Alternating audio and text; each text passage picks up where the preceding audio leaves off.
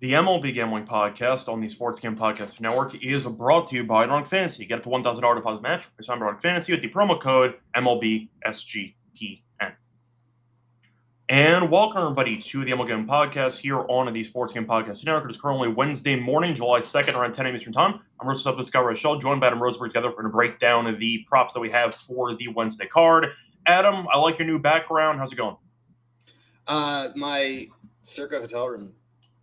Yes, very nice. It is early here. I mean, early for Vegas time. It is like it's also cloudy. I see people like cleaning the pool, all sorts of stuff. So it's good. Again, I got my sign up money right here. Contests. Nice. Gonna see our boss Sean in a couple hours. And we had a good day on the travel day for me. Taking care of bets across the board, doing really well. Rhythm power trends are continuing to smack. I've officially become the overseer and runner for all of your bets on your accounts. Yeah. You're a very good runner. I share more accounts with you than I do with my wife. Mm-hmm. I'm going to take that as a compliment. So it's a compliment. It's an absolute compliment. So, but either way, point is, I know that you are now in Vegas. I'm going to ask you an important question. Whenever you check into a hotel room, what's the first thing you do?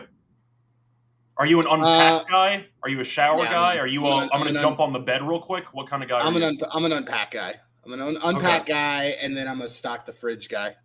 So I'm a jump in bed for about 10 minutes and watch TV kind of guy, just to take. That's because you nap all day. Correct, but it usually implies that you've been walking in the airport trying to get a baggage claim. Then you had to find an Uber, and now you're back at the hotel. I usually take like 5-10 minutes just to actually chill out. That's kind of my approach when I check into a hotel room. But then after that, I do the same thing you do. But I take a 10-minute break. But anyway, before we get into any of the actual props, good call by Jacob, turning the AC down.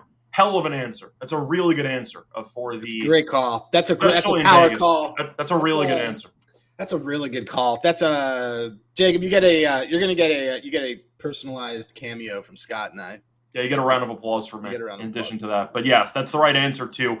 I would have definitely turned that down as one of the first steps that I would have in the hotel room. Anyway, before we get into any of the actual plays that we have for the show, a reminder that you can also find all of our picks and podcasts and different feeds for Spotify, Apple, etc. for SGPN. Plus, a reminder, we have a free app, so check out the app, check out all the feeds to get all of our actual podcasts, whether it's this show, the College Experience, the NBA Gambling Podcast, etc. Don't forget to check it out for free by subscribing to the SGPN feed wherever you do get your podcasts. Anyway, starting off with the actual props for the show. Adam, I'll let you go first. What's going to be your first player prop for the Wednesday card? Gonna go with Sonny Gray under 5.5 Ks. What a scary prop that I have decided to go with. Against the Pirates, why would I do this? So here's the thing. Sonny Gray is off of I believe a Maddox. Yes, I think it was even more than that. He threw like 89 pitches. Yeah, it would appear to be a Maddox. And so for those that do not understand, a Maddox is when you do a complete game. It has to be under 95 pitches, and it has to be like 90 minutes. And he did. So he did that. Who's talking about you? John tax return. First of all, timeout. For those who don't, always file separately, and then have your accountant figure it out. Married, filed separate. You don't file jointly unless someone's making way more than the other. I file my taxes the same way. Scott and I don't discuss our finances like that, even though we share accounts. I file my taxes the same way that Wesley Snipes files his taxes. This is all this stuff on Wax. Like, we've now talked about how we're messenger betting. We've talked about proxy betting. We've now talked about evading taxes. We'll throw also in there that, hey, you know what? I'm on my wife's insurance and I make her pay most of our taxes, and then I pay for all of her home renovation things in cash. And it all balances out. And I get to touch your boobs. All right. Anyway, this is already off the rails. Anyway, look, I'm gonna do a slight fade of Sonny Gray off of that game. The Pirates also are winning games and doing well, and they're making contact. What is this? So they the last 30 plate appearances, only 3 guys on the team have K rates that I would consider bad, which is above 25%. This is also Sonny Gray's 3rd time seeing them in the last 2.5 months. So he had he's like his last 4 appearances against him 9, 8, 4 in April and then 8 in May. Their stuff's got to give. Also, if you look at him on the road, he kind of goes up and down.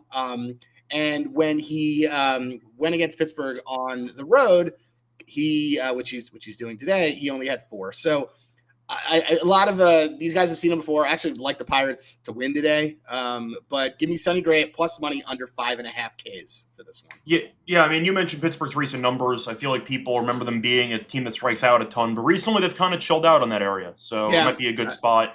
I mean, Gray pitched insanely well last start. You can argue that he's going to potentially regress, but yeah, it might just be. I know you mentioned this yesterday with Joe Ryan. And now Miami was a team that was striking out a lot less recently because they've also won like 8 in a row. But the point is, Miami was a team that you were looking at the metrics, looking at how they've been performing, and you actually faded a good pitcher because of the recent batting numbers for Miami. Similar approach here? Yeah, pretty much. Look, they're neither of these teams are great, but the Pirates are just hitting pretty well. And I don't know, man. The Pirates, it looks like the Pirates have kind of gotten some things together ever since. I mean, they've won 5 straight since O'Neal Cruz quit in the middle of the game. So gotta ride that wave. Also, weather-wise, it looks like it's like a perfectly clear day for this game that is starting in like a couple hours. So yeah, I'll take it. I'll take him against that. I'll take Sonny Gray to not necessarily get everybody out. His numbers. Let me just look real quick. His numbers. I mean, he's been great, but the thing is just I kind of want to fade off the big game. So yeah, I can get behind that. For my first prop, I'm going to go with the same game. Actually, I'll get this out of the way first because the game does start in a couple hours. I'm going to go with Alec Burleson. I'm going to take his under half a single at plus 139. Great price. This is on Caesars. He has not had a single in 8 of his last 9 games. He's also not had a single in 6 straight against Pittsburgh, and he's been really bad historically against Keller.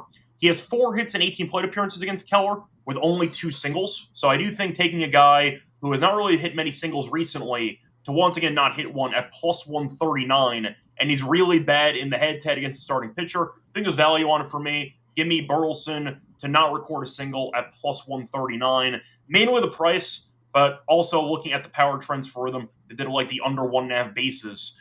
It's a slight pivot off of that, but I think that plus 139 is too good of a price to pass up on for a guy with no singles in 8 of his last 9. Give me Burleson under half a single at plus 139 as my first prop for the show.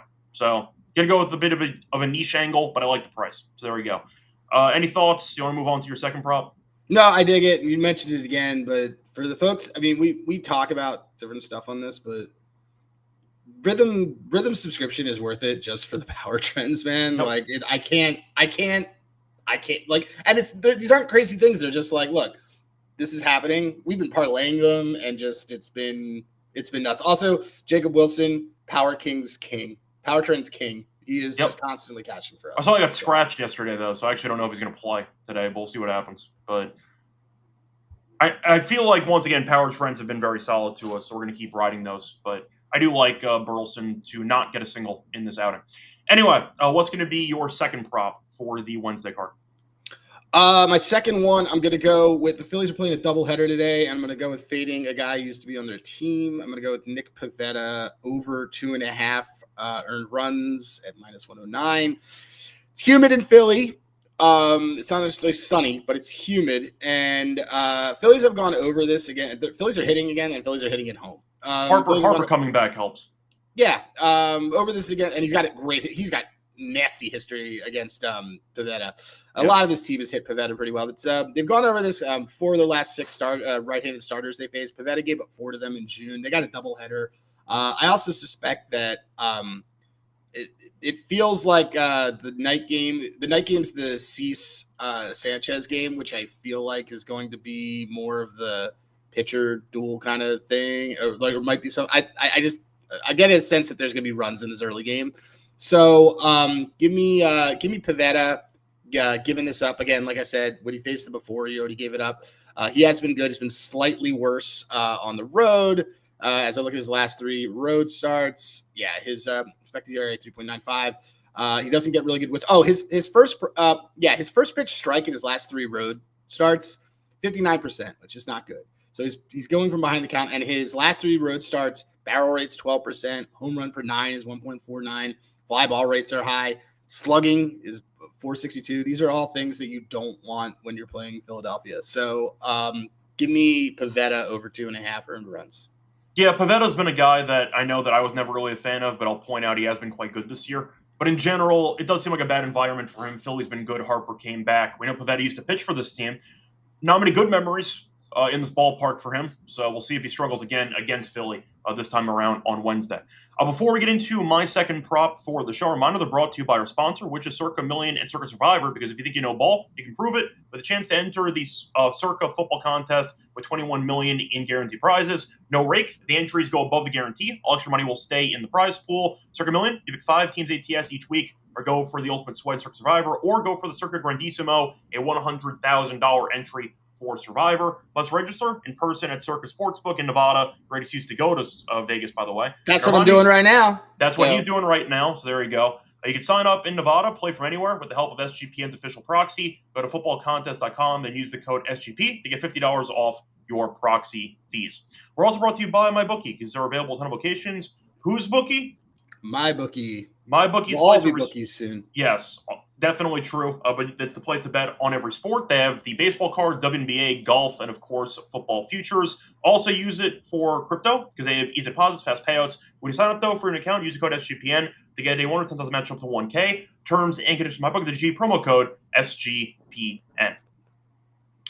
Welcome back, everyone, to the MLB Gambling Podcast. Went through the first couple props that we have for Wednesday. Time to move on into my second prop for the show. Going to talk about the matchup between the Guardians and the Cubs. Give me Brian Rocchio. I'm going to go with his under half a hit. He's back? That's a Cubs fan. That's a Guardians fan favorite. Yes, he came back, I believe it was last game, and shocker, he did not get a hit. I'll take him to not get a hit again. Give me the under half a hit at minus 121. He's not had a hit in 10 straight games. It's a second game back after returning from the IL. And in AAA, he was not great. He only had a .252 batting average in 180 plate appearances in AAA. Imanaga, though, is pitching for Chicago, only gave up 1 hit in 5 innings in his first start back. So he looked fine. I think that once again, we know Imanaga is a very good pitcher, and I think that Rocchio is going to struggle in this outing. But you're looking at his numbers against lefties because he's a switch hitter. He is significantly worse batting from the right side. This season, he has 2 hits in 29 plate appearances against lefties. Last season, he had a 194 batting average in 122 plate appearances against lefties. Simply put, he's much better batting from the left side. He will have at least a couple of plate appearances from the right side starting this game. He can't hit from the right side. He has no hits in 10 straight. He batted .250 or so in AAA. And once again, it's a second game back, and Imanaga looked quite good in his first game back off the IL. Give me Rocchio. Give me the under half a hit at minus 121 as my second prop for the show. I like it. I had been looking at Imanaga. Let me just look at the weather real quick. It's tough to turn down a guy who, once again, has 2 hits in 29 plate appearances against lefties this season. And I like it. I got to go with it. So there you go. That's my thought on that one. I just want to say something because there's like Imanaga was he was a last cut for me. I think on wanting to potentially I just want to see what the weather is. Oh, it's like cloudy and 88. All right. I remember the weather being fine. Is this a night game?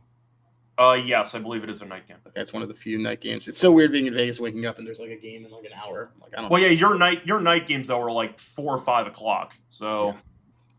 So I don't know how people cap sports on the West Coast. This is a pain. I can't stand being on the West Coast for the sports schedule. It's really bad.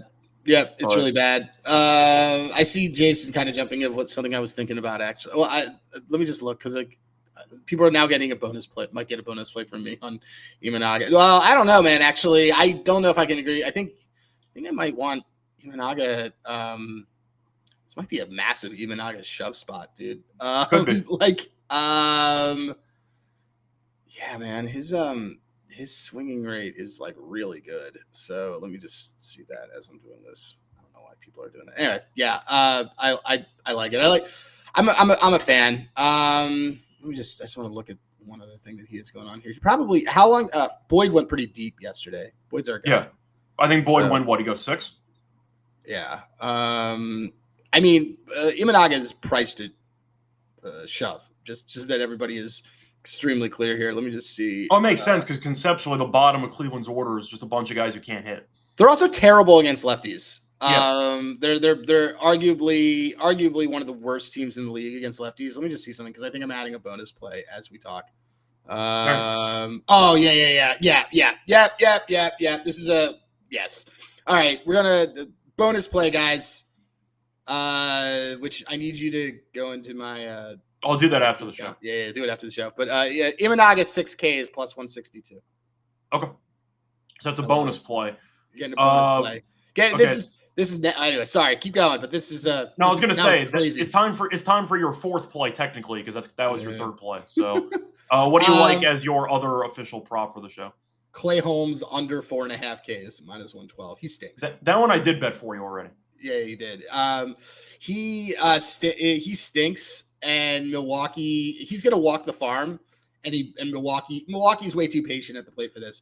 I see Jason questioning me on the Imanaga under 4.5 Ks. I get it. But here's my thing. I'm gonna go back to my unofficial play and tell you about this. Whatever, guys. You know what? Shota Imanaga 6Ks is the play. Let's talk about it. And here's why. If you go to looking at, this is just like hold on. Did I have it on the wrong thing? No, I didn't. All right, great. So Cleveland in their last 30 plate appearances, the K rates against these guys. Let's see. Oh my goodness. All right. 1, 2, 3, 4, 5, 6 dudes, including our guy who we call Free Space, Angel Martinez, have K rates of 22% or higher against lefties. Jonathan Rodriguez has a 37% called strike whiff rate against lefties. Your hero, Austin Hedges, I don't think he's going to even touch the ball. Rocchio down here. David Fry stinks. This is a collection of guys who stink against lefties. I can't do it. I got to take the over case here. It's a good spot for Shota to remind people that he has a splitter that nobody knows how to hit. And this is not your mom's Guardians team, which would have been the Indians. Yeah, definitely true. That would have been the Indians. So they could actually hit lefties, but not this. They could hit lefties. But no, anyway, so this is there's your cap for that. And then I also gave you Clay Holmes under 4.5 Ks. The other thing with Clay Holmes, if we really want to talk about it, if you're not just going to blindly trust me on an under, which I don't expect anybody to do, is that let me just pull it up. Under, he is under this in 6 of his last 10. He is under this. Oh my God! So if you go and look at his home starts, he's fallen off a cliff at home in terms of K stuff. So May 9th, 5. May 14th, 4, May 26th, 3, June 1st, 3, June 13th, 3, June 25th. He only K'd 2 Atlanta Braves. I want to make sure that this is extremely clear to people. The Atlanta Braves, you could strike out 5 guys on the Atlanta Braves. And the fact that Clay Holmes couldn't get more than 2, no, not against a better hitting team in the Brewers, under 4.5 Ks. Yeah. So once again, those are going to be your 4 plays. I only ended up having 2 so far. Shout out Jason for inspiring me on this. I'm not fading you, dude. I just I appreciate you kind of giving me. Jason's a good dude. All these people are good dudes, except for if E-Bomb's in here, he stinks. Yeah, Brandon Porter stinks too. And he's right about what he wrote in there about the first thing to do in the hotel room when he said grab the lotion. Okay, fair enough. Right. So either way, moving on to my third prop for the show, I'm going to go with an unknown guy who I'm sure nobody's ever heard of, but he might be playing in this game. If not, I'm the king of the void, so that's fine. Give me Shea Whitcomb. I'm going to take his under 1.5 bases at minus 120. We know Pena got hurt. They had to call up somebody, and they called up this guy. Is he good? No. But they had to bring him up because Pena got hurt. So Whitcomb, his bases once again are 1.5 minus 120. He's had 0 hits in 7 straight games. He's had less than 2 bases in 19 of his last 20 games. You have Gamble pitching for Colorado, who got shelled in 1 outing. But besides that, he's actually been decent. He has a lot of less than 5 hits in 2 of his first 3 starts. In his MLB career, though, he's been really bad against lefties. 1 hit in 16 plate appearances against lefties. And on top of that, in the minors, he was not good against lefties either. He batted .246 in 77 plate appearances against lefties in the minors. So once again, Whitcomb is a guy who got called up. I understand that it's in Coors, and I get that every prop's inflated. But Whitcomb can't hit lefties. And the fact is, it's minus 120 for a guy that has had less than 2 bases in 19 of his last 20 games, I'll back Bamford to probably go 5. Yes, the Rockies bullpen sucks. I'm aware of it, but I do think you're looking at a batter who, simply put, is not good. And there's a Coors tax added to his overs, even though he might not be able to actually hit. Give me Whitcomb under his 1.5 bases at -120 as my third prop for the show. I'm going to ask you, did you know Whitcomb existed before I mentioned his prop today? No. He sounds like a created player. Yes. So he's only up here because Pena got hurt, and he might not play in this game. If he doesn't, that's fine. We'll move.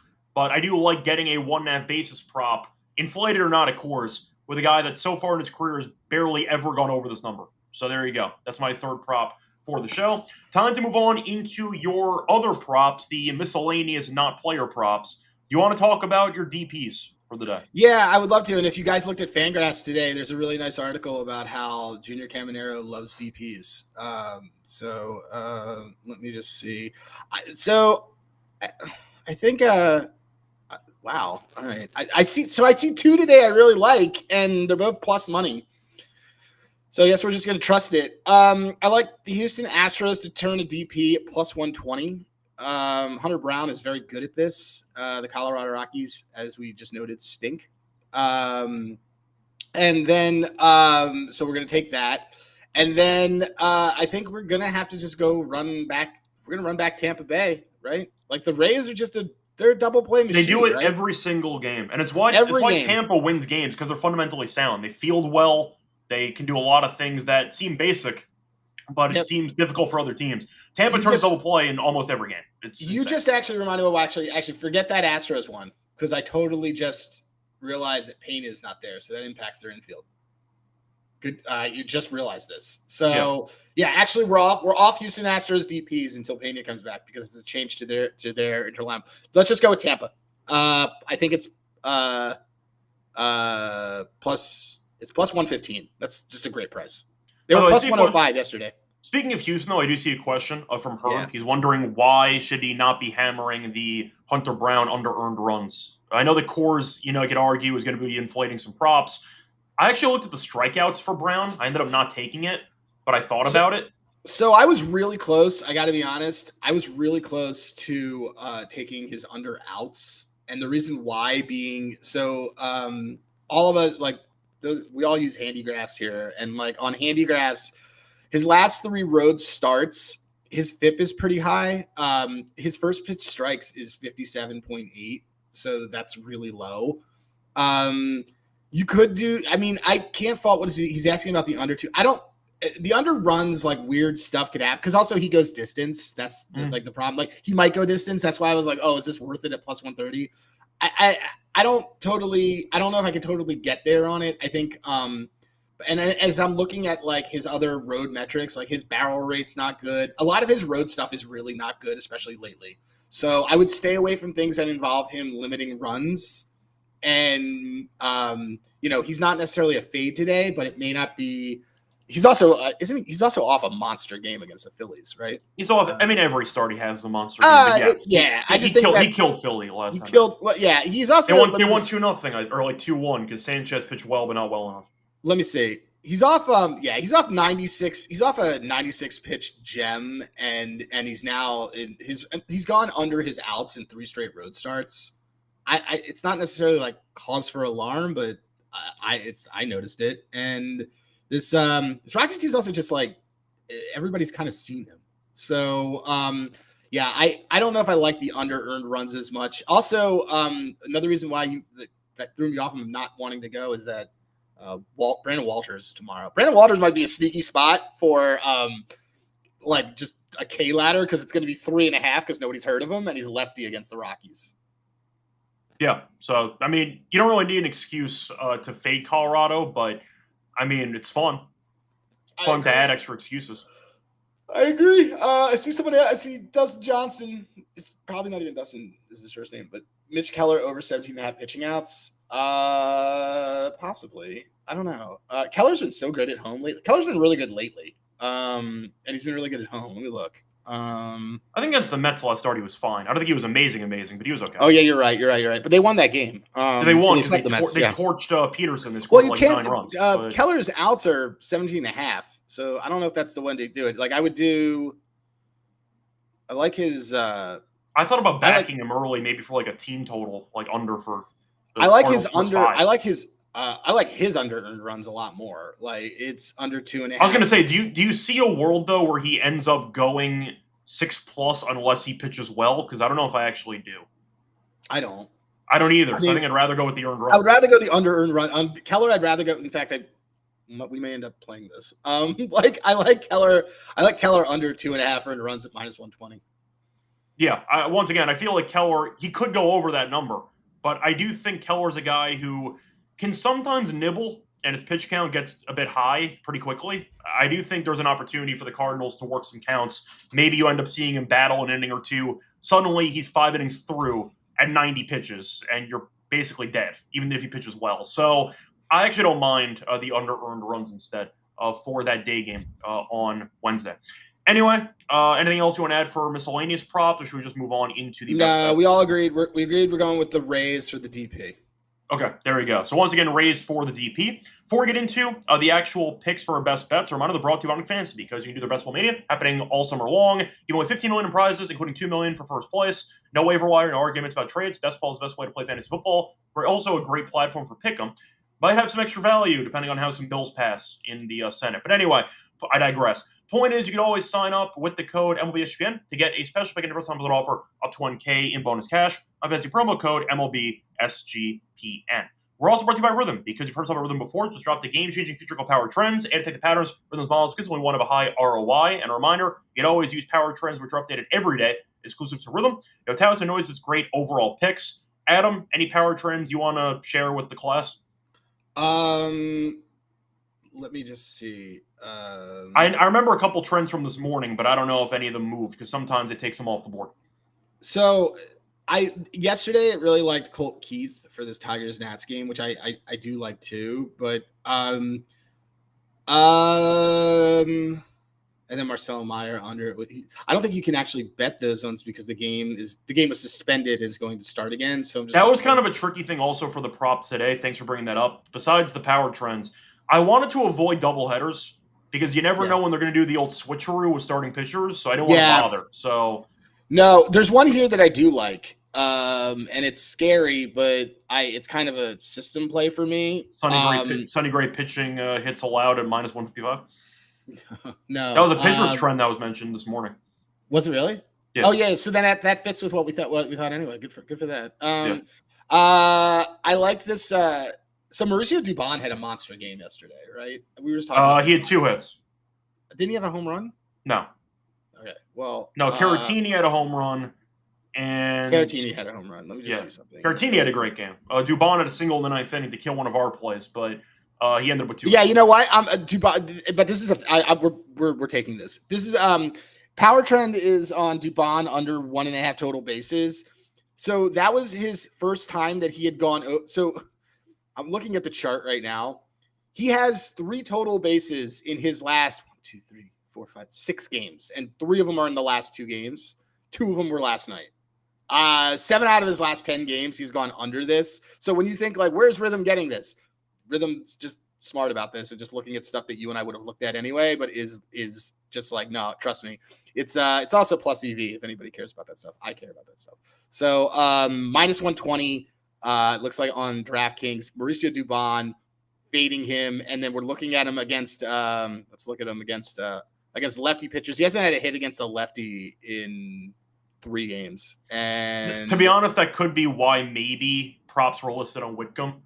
Maybe he ends up taking Dubon's place in the lineup. Maybe, but if not, I'll take it. Though. I was going to say Dubon can play multiple positions, so you could get both of them playing. He could. He's got good history against Gamble, but like you said, Gamble hasn't been terrible. I'm going to trust him. He had one really bad start, but he's been fine besides that. He was getting against the Dodgers last time out, I think. Didn't he give up like 1 run? Or that was the one time he got shelled? Yeah, I don't remember. No, he did good. He had a good series against. Gomber's always had solid stuff. All the Rockies pitchers have solid stuff. They get broken by being on an awful organization. Yeah. So just to read off Gomber's actual stats here: 5 innings, 2 hits, and no runs against the Braves on the road. 4 2/3, 12 hits, 9 runs against the Diamondbacks. And then he responded by playing against the Dodgers. 5 innings, 4 hits, 1 run. So overall, once again, pretty good in 2 of the 3 starts. So he might be underrated in this outing. So there you go. So once again, what's the power trend? We're going to go with Dubon. What is that? We're going to go with Dubon under 1.5 total bases. Yeah. And what was the price on that again? Minus 120. Okay, there we go. But a reminder, though, if you do want to check out Power Trends on your own, download the app, check out Power Trends, start betting smarter. Also try it for free for a week within 7-day free trial at sportsgamepodcast.com with them to get your 7-day free trial. Welcome back, everyone, to the MLB Gambling Podcast. Went through our favorite props for the show. Time to move on into the best bet segment of the show. Adam, what's your favorite prop out of the 4 you gave out? Probably Clay Holmes to stink. Okay. I think Clay Holmes stinks. And that was 4.5 at minus 112, correct? Yeah. Okay. So that's going to be your He doesn't go distance either, so I'm just not worried about that. No, because he walks guys in his pitch count high. Yep. So, and Milwaukee's actually, they might not have a ton of power in the lineup. They're a deep lineup, though. They don't. This is the vintage Milwaukee team, yeah. They don't make the playoffs, but they kind of remind me of the Cardinals in a way.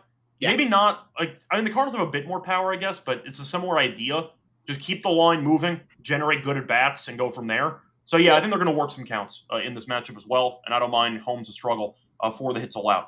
Anyway, for my favorite prop, it's either Rocchio or it's going to be Whitcomb. I think it's going to be Whitcomb for me. Oh, dude, come on, man. Rocchio is such a fun fade. He's such a fun – because they love him in Cleveland. The point is, though, since he's a switch, he's guaranteed to basically play the entire game. So I'm looking at what should be 3 or 4 guaranteed at bats because he can bat from both sides. He's really bad from one side. But Whitcomb, at the end of the day, he might get lifted because he stinks. And 1.5 bases for a guy who has 1 hit in 16 plate appearances against lefties in his career, I think it's insane to me. I'll take the Coors tax. I'll use it to my favor. Give me the under on Shea Whitcomb as my best bet here. I like Rocchio as well, but Whitcomb might get lifted mid-game if they need a good bat at the end of the game. Give me Whitcomb under 1.5 bases, minus 120 as my best bet for the show. Anyway, time to move on to the underdog entry for the show. Adam, anything else you want to share? Do we want to just run back the Dubon play for the underdog entry? I think for the underdog entry, let's go with because Rhythm's giving me some power trends. So Rhythm also announced today that they have power trends for WNBA. Okay, that's good. That's good. So it's so hard to not take these because we've made so much money off of them. So here's what I think we should do. I think we should do Sonny Gray over 4.5 hits allowed. Okay. Which is a power trend. I think then oh wow. We have money in our underdog account. Oh, it's we've hit a couple entries in a row. Yeah. They've been reduced, but they still count. I mean, our last one wasn't super reduced. So. No, but I'm saying, we've had a couple of legs void, but we've still won a couple entries. Do you want to do Joey Chestnut hot dogs eaten over on this one? Because we're not going to have what's the number at? 71.5, 71.25. That's isn't that a lower for Chestnut? I don't know, but it's on here. I know that we're kind of shifting gears, but we got to include Joey Chestnut in this, right? Because I'm not going to be here Friday, so. Well, I was going to say, maybe I can reuse that for Friday, but I'm not going to use that now. Because we would be recording an episode before the previous one ended for Underdog, so I'd rather save that for Friday. We could also, we'll talk about it offline, but we could also record us the night before. We could. That's fine. So anyway, I am in a state apparently where I cannot do this. I can only do a draft. So, but what I would say is, I'd say we're going to do. Oh, wait, no. So we can do Chestnut though, because once again, we're not actually, we can't bet this. It's fine. We can't bet it. So anyway, Sonny Gray over 4.5 hits allowed. Okay. Then let's go with I like that Shota over Ks. Let's do Shota over 4.5. It's a juiced one, but let's do that. That's fine. And then Power Trends really likes I can always get down with this. Fading Jordan Canada under 14.5 PR. She's always hurt, dude. It's just so I know we're switching gears and we're throwing a WNBA one here. So just to repeat it to everybody, Jordan Canada under 14.5 PR It's a rhythm power trend, or lower, sorry, according to that PR. Sonny Gray over 4.5 hits allowed, and Shota Imanaga over 4.5 Ks. Or yeah, higher, that's fine. Ks. Sorry, guys, I'm tired. For the record, I think that chestnut line feels a bit high. But all right, well, as the expert capper in eating, looking at his last couple of years, he's been in the 60s recently. So he also took last year off. He took last year.